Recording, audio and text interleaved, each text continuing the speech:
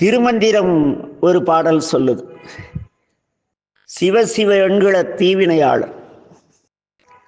கெட்டவன் சிவசிவனை சொல்ல மாட்டான். சிவசிவ என்றிட தீவினை மாளும். நீ சிவசிவனை தவறி முதல்ல நம்ம எங்கள் காலத்தில் நாங்கள் சின்ன பசங்களாக இருக்குள்ள அவன் கிறிஸ்துவனா இந்த ஏதாவது சேர மேலே கை கால் பட்டுச்சுன்னா சிவசிவன் கன்னத்தில் போட்டுக்குவாங்க. அவ்வளோ ஊறி போனதுன்னு சைவம் இந்த சமயத்தில்.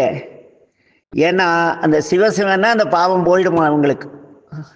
நம்ம பெரியவங்க அப்படி பயிற்சி வச்சிருக்காங்க.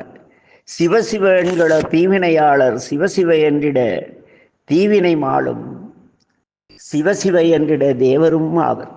தொடர்ந்து சிவசிவன்னு சொல்லிக்கிட்டு இருந்தேன்னா தேவர்களைப் போல என்றும் இன்பம் மட்டுமே உடைய அற்புதமான வாழ்க்கை பெறுவீர்கள்னார் திருமூலர். சிவசிவ என்றிட தேவரும் ஆவர். சிவசிவ என்ன சிவகதி தானே, நீ சிவசிவன்னு சொல்ற, நீயே சிவமாய் சேருமான் உன்னை ஆட்கொள்ளார்னு சொன்னார்.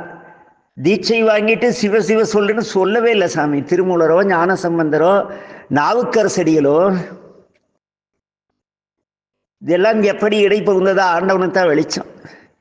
அதே போல நம்முடைய சிவபிரகாஷ் சாமிகள் இருக்காங்க இல்லையா,